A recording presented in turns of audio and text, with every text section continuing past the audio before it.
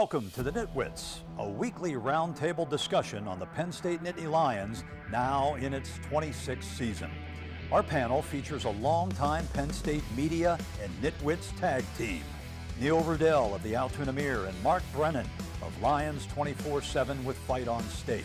The NitWits are hosted by WTAJ's Andrew Clay, and each week we welcome a former Nittany Lion as our special guest analyst. The NitWits are brought to you by Irwin Financial, Raymond James, a firm foundation for your financial future. By DeLeo Games, serving the community since 1945. By Monarch Cleaners, for all your dry cleaning, carpet cleaning, and rug cleaning. By Reed and Solaney Orthodontics, providing friendly, family-focused orthodontic care in Altoona, Bedford, and Huntingdon. By McAleer's Plumbing, specializing in plumbing, heating, and air conditioning, serving our community since 1886. By RE/MAX Results Realty Group, committed to a culture of professionalism, productivity, and exceptional service. By Dorman's Jewelry, the answer is always Dorman's. By Star Beverage, no matter what type of weather, we are a convenient drive-through one-stop beer store. By Brent Kogan Electrical Services, lighting the way for you.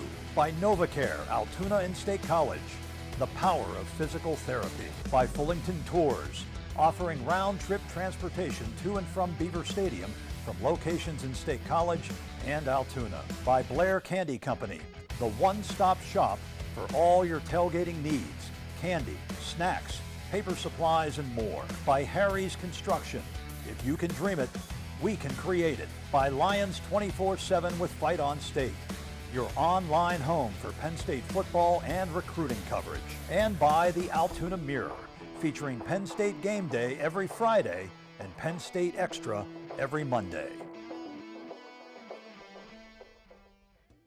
James Franklin said last week it's important to take losses and make them learning experiences. And well, hopefully class is in session. After the team's letdown in Columbus, the Nitwits are ready to break it all down on this week's Nittany Nation Overtime. Let's do it. What I'm doing, getting right to it. The money is talking, I'm flowing, it's coming in just how I drew it. Yeah, you know what it is. We doing it big.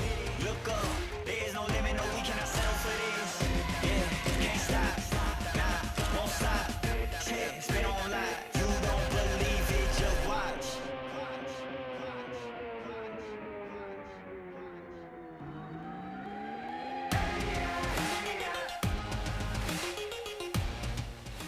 It's another week of Nittany Nation Overtime. This one maybe not quite as happy, but I'm Andrew Clay, Mark Brennan, Tyler Donahue sitting in for Neil Rudell, and Mike Irwin, former Nittany Lion, is our guest this week. And gentlemen, there's a lot to talk about here. This was not a pretty showing in Columbus. Mark, let's start with you. Give me some general observations. Well, I think the best football teams play complementary style, which means the offense does. So Penn State's not one of the best kind of teams. That's uncomplimentary with an E in it for vocabulary people. But yeah, I mean the idea is to have sides that kind of support each other, and one side does this, defense does this, and it puts the offense in position to do this, and the special teams do. Listen, the defense and the special teams both played extremely well, more than well enough to beat Ohio State, and unfortunately, this was an offense that I think we felt had some issues, but we weren't quite sure, and those issues all manifested themselves that they were even worse than we could have even imagined. So now you kind of have this chasm between an elite defense and an offense that you just have serious question marks about what it can do against quality opponents. Yeah, I have a big concern about them utilizing their primary monsters. You know, we saw Marvin Harrison Jr. and what Ohio State was able to accomplish, leaning on him in a time of need. Kyle McCord looked frantic at times. He was a stabilizing factor. Who is the stabilizing factor for your young quarterback on the road in front of that crowd in Columbus? You think maybe Nick Singleton, Katron Allen, right? I mean, based on what we've learned about them thus far, but as sophomores, and for whatever reason, it has not come to fruition. This was supposed to be kind of the big coming out party for the offense, right? The full four-quarter game after those blowouts where everybody was on the sideline by the end of the third quarter, early fourth. In this case, we got 20 total touches from Katron Allen, Nick Singleton, 84 total yards between those two players, and I just don't think that's enough right now. This was supposed to be a team that could lean on the rushing attack and kind of work in the young quarterback. It felt like on the road in Columbus, they decided to put their eggs in the basket of the passing attack, and it was kind of counterintuitive based on what the identity of the team has been thus far, and I think what they set out to be going on training camp in August. I think we were pretty even talent-wise, but Marvin Harrison made the difference. I mean, we didn't have a Marvin Harrison on our team. I wish we did, but we don't have anybody there that's good. But he was the game breaker. I mean, we had our opportunities all through the game, but like Mark said here, the offense never really came through. I think it was a lot of poor play calling on a lot of the offensive setups. I know a couple times, like they started out in the first series, they run for 6 yards, and then they pass the next 2 times. Next time they get the ball on the ground, they move the ball probably about 30 yards or so, and they're 3rd and 1, and instead of when the quarterback sneak and get the first down, they threw a pass and an incompletion. So then they had to make a decision whether to go on 4th down or punt. They finally come up with the punt, which was probably the right decision at that time. The one thing we saw in this game is for the first time this year they truly struggled to protect Drew Aller. Drops were as big of an issue as we've seen this season, and just general receivers not getting open. Mark, which item, particularly on offense, the struggle, jumped off the page to you as being absolutely concerning? Yeah, I think the struggle to protect Aller is a bit misleading, because one of those sacks came in the first half when they were actually running the ball half decently. Second half, they stopped running the ball decently. They stopped running the ball really at all. And all of a sudden, what happens? Then Ohio State kind of understands what's coming, realizes Penn State's not going to pass, and now you could start running different twists and things, and that's when they started dropping Aller. So that's number one. Number two, Tyler mentioned it and Mike mentioned it. Ohio State has Marvin Harrison Jr. They target him 16 times. He makes 11 catches. I don't know that Penn State has a number one receiver. I mean, Keandre Lambert-Smith is a number one receiver, but he's not remotely close to that level. Very few people are, in fairness to Keandre. But we were wondering who the second and third receivers, I couldn't even begin to tell you. I can tell you that Keandre Lambert-Smith is a functional receiver at this level, but beyond that, I think that game tells you they have no idea who that next receiver is. I'm taking the tight ends out of that because I think the tight ends are quality players, but in terms of wide receivers, you have one guy who is a functional Big Ten receiver, and the rest of them are all scratching and clawing. I'm more concerned about the wide receiver group than I am about the number one wide receiver spot. I think Keandre Lambert-Smith has shown he belongs as a Big Ten starting wide receiver, but he can't be the guy to carry a wide receiver team or carry your pass attack. I don't think it's fair to ask him to do that. Now, we've heard so much about Harrison Wallace, what he can be, what he will be, and this was a key moment for him. He got a lot of run, 2 catches, 19 yards. That was the only production from a wide receiver in this game beyond Keandre Lambert-Smith until that final drive. They did not use Malik McClain. They did not use Omari Evans. They got Dante Cephas and Caden Saunders in very late in this game. The wide receiver depth wasn't really given an opportunity to flourish, which tells me they don't believe in it right now, and that's more concerning because you can go all the way back to last January and kind of pinpoint that wide receiver position, the perimeter matchups in this matchup on the road in Ohio State as maybe being a cost to you and maybe being a problem for you. And they've had a long time to prepare and to avoid that kind of a situation, and that's how it played out. And I think the inability for Drew Aller to gain that rhythm with the receivers, the inability for them to find the separation, it just completely materialized in front of our faces. And I think there's a bit of an egg on the face factor right now for Mike Yurcich, the offensive coordinator, and really James Franklin because of the way they've carried themselves and the way they've kind of portrayed the vision of what this offense can be. It was not that in any way, shape, or form. James Franklin said they're 2 and 3 deep at every position. And I looked down a list of wide receivers, and some of these kids haven't even had a chance to get out. I don't know if they decided who the best receivers are. They might have them there, but we're not going to find out about them. Like I thought Saunders, particularly at the end of the game, he's a freshman, redshirt freshman. Yep. He had caught 3 passes. I mean, he might fit into the blend, but I'm not sure the coaches are making the decisions on who should be in there. I mean, everybody's in doubt who's going to be starting, who's going to be playing, I think.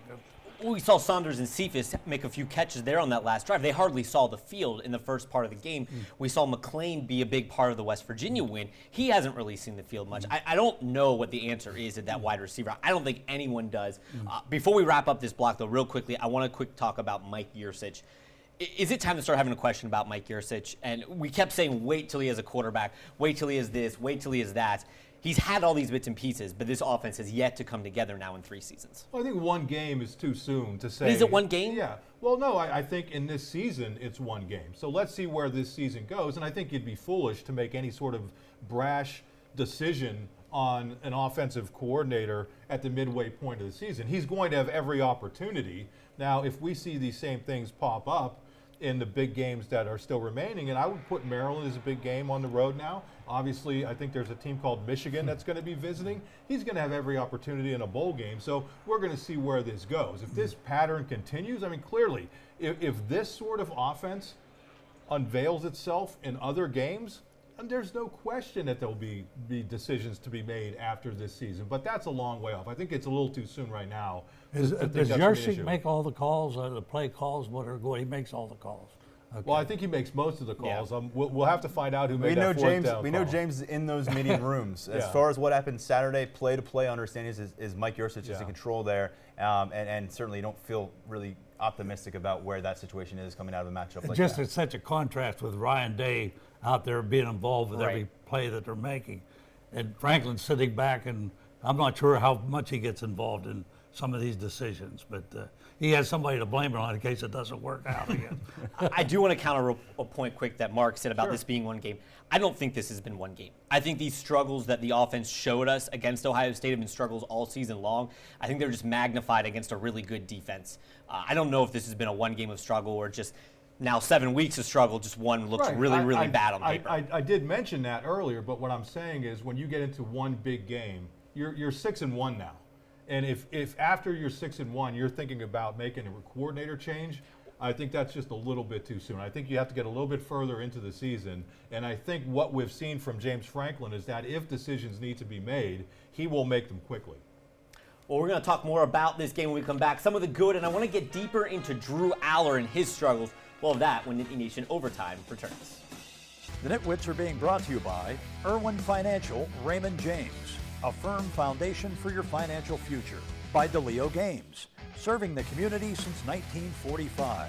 By Reed and Salaney Orthodontics, providing friendly, family-focused orthodontic care in Altoona, Bedford, and Huntington. And by McAleer's Plumbing, specializing in plumbing, heating, and air conditioning, serving our community since 1886.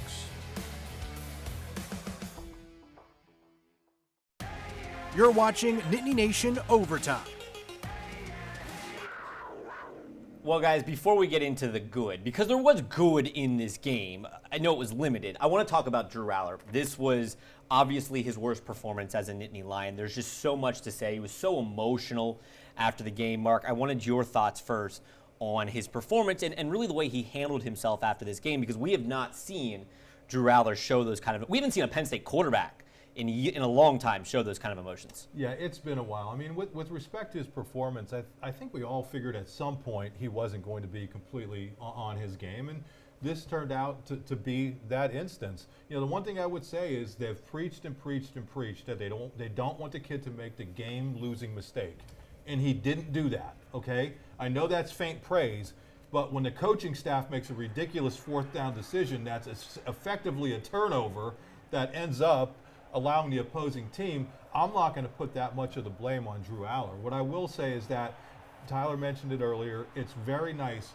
when you have players, when you're on a team where if one guy is struggling, you have some other people who could really pick it up, and we just didn't see that. So I think Drew Aller is going to be okay long term, but the emotion he showed after the game, I like that. I felt bad that the kid was crying, but it told me that he cares. And you know, later that same night, you had a quarterback from USC who lost a game, who was the Heisman Trophy winner, who was a Wendy's national spokesman, who his coach would not let him talk to the media.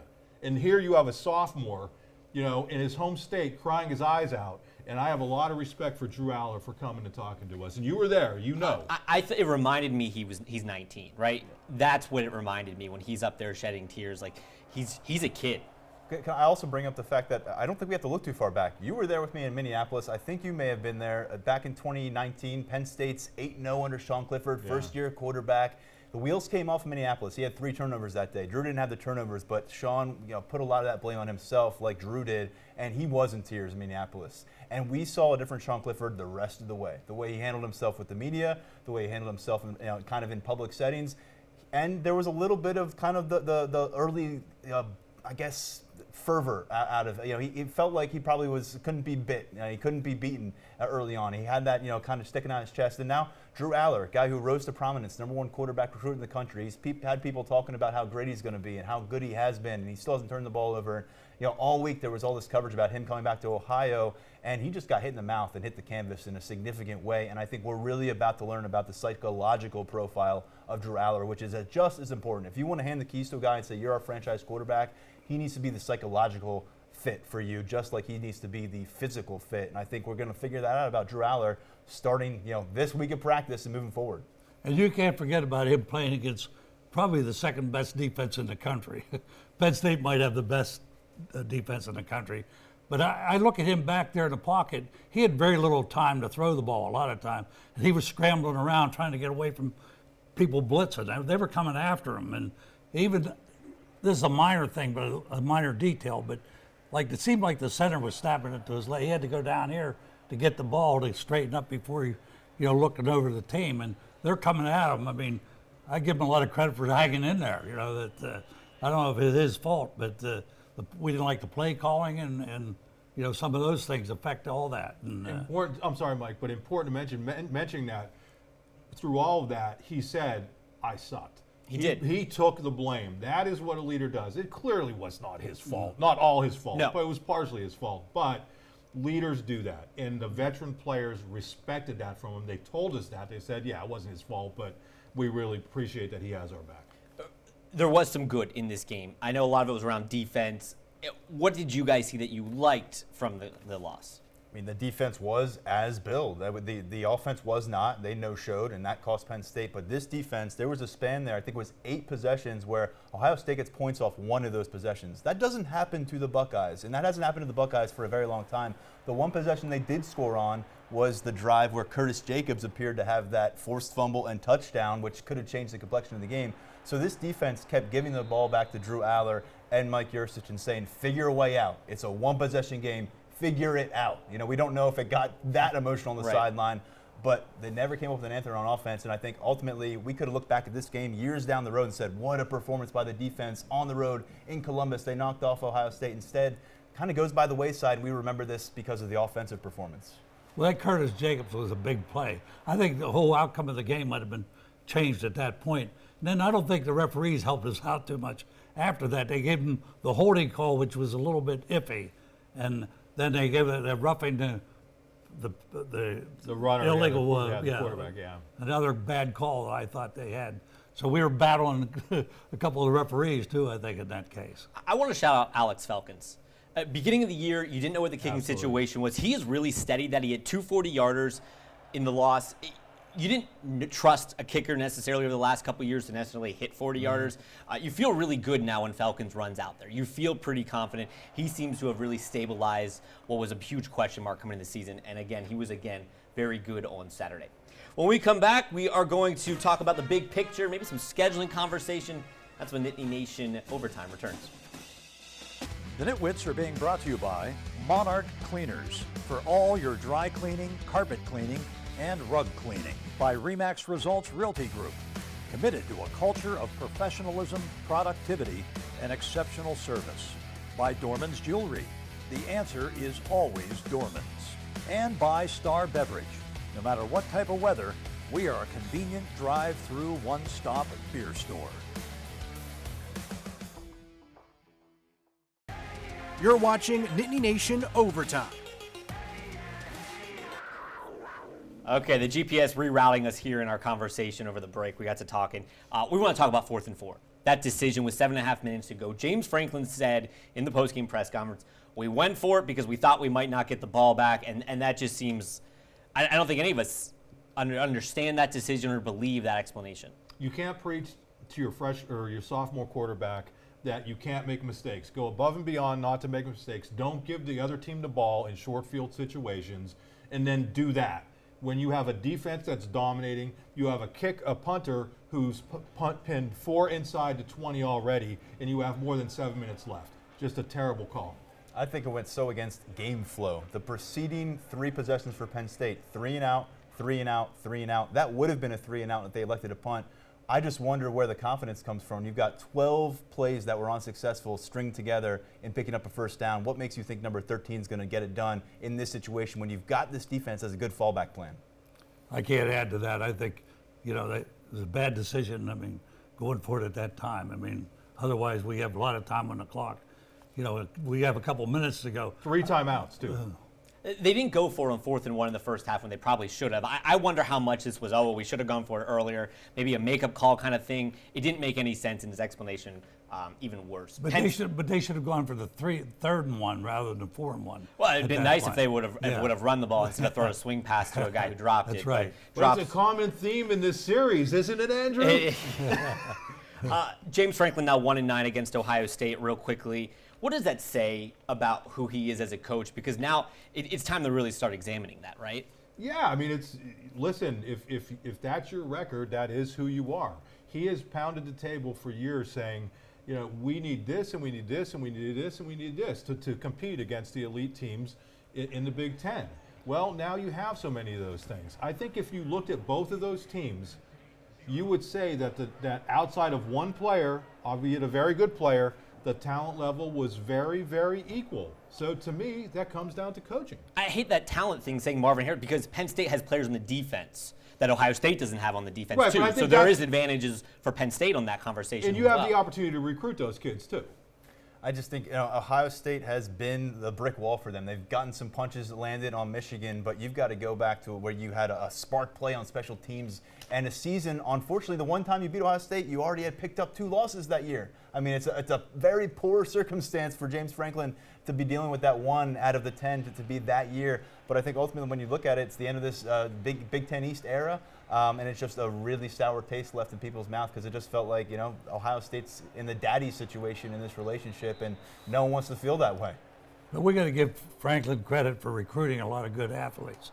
It's unfortunate we don't have Marvin Harris, on our team, but he's done a good job recruiting other athletes there. And I think we are at a par right now with them. I think we had big expectations for this game, and it's such a letdown for the alumni and all the Penn State fans, to lose that game because we were right there, and we could have very easily won that game. Wasn't Ohio State more ripe in the picking in this matchup than probably at any point Absolutely. in the last 10 years? And that's what it felt like the table was set. James Franklin handpicked this coordinator. Mike Yurcich fired the last guy, brought him in, made a home run with Manny Diaz, brought what he has called the deepest roster that he has had to Columbus. They were shorthanded. They had some injuries, and yet this was the result, unfortunately. How does Penn State come back from the loss? We're going to talk about that in our predictions when we come back.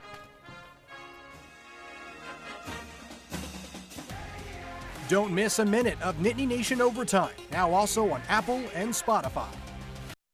The NitWits are being brought to you by Brent Kogan Electrical Services, lighting the way for you. By Fullington Tours, offering round-trip transportation to and from Beaver Stadium from locations in State College and Altoona. By Blair Candy Company, the one-stop shop for all your tailgating needs. Candy, snacks, paper supplies, and more. By Lions 24/7 with Fight on State, your online home for Penn State football and recruiting coverage. And by the Altoona Mirror, featuring Penn State Game Day every Friday and Penn State Extra every Monday. You're watching Nittany Nation Overtime. Well, Neil's not even here today to gloat, but he was our Nitwit of the Week. Neil out sick for this show this week, so we hope he feels better. But he was our Nitwit of the Week. Who gets it next week? Well, let's talk about Penn State and Indiana next week back home in Happy Valley. Mark, go ahead and give us a quick breakdown in your pick. Tyler's picking first. Oh, that's true. Tyler does pick first because so, Neil was the Nitwit. You're picking for Neil. I can't give you Neil's analysis, which I'm sure is tremendous. Give us for this Tyler's upcoming analysis. matchup. Yeah, I think it's going to be a get-right game for Penn State, right? I think it's the goal has to be spend these next 8 quarters doing everything you can to get the taste out of your mouth from what happened to Ohio State and get right for Michigan when they come to town. And to me, it's about Drew Aller, this run game. Can you find the balance? And, you're playing Indiana. They got smoked by Rutgers at home last week. They're 2-5. it is really set up for Penn State to pound the table and feel good about themselves going to College Park and facing a pretty dangerous Maryland team. Neil's pick for this game, 41-8, the Nittany Lions winning. We have about 30 seconds left, so let's go to Mike. Okay, I'll do it quick. 35-10, Penn State. And I'll go 44-10 Penn State. You said, what was Neil's pick? He said 41-8 for Neil. Okay, I'm going 31-10. I think Penn State's going to struggle coming out. We know this team has a history of letting one loss turn into a rough start, at least. So I'm going 31-10. But that is all we have time for in this week's edition of Nittany Nation Overtime. I'm Andrew Clay, Mike Irwin, Tyler Donahue, Mark Brennan joining us this week. Appreciate you guys on here. Until next weekend, thanks for watching.